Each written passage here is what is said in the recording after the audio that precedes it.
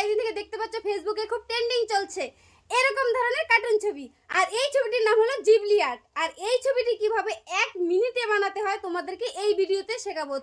তো তোমরা সবার প্রথমে তোমাদের মোবাইলের প্লে স্টোর নামক অ্যাপসটাতে ঢুকবে, ঢুকে সেখানে সার্চ করবে চ্যাট জিপিটি অ্যাপস, সার্চ করে ডাউনলোড করবে।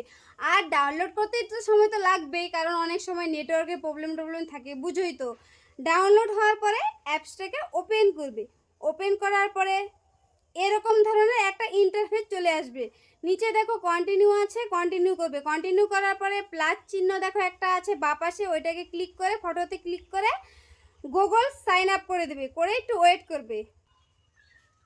এরকম ধরনের একটা ইন্টারফেস চলে আসবে। আসার পরে গ্যালারিতে ক্লিক করে ফটোতে ক্লিক করতে হবে।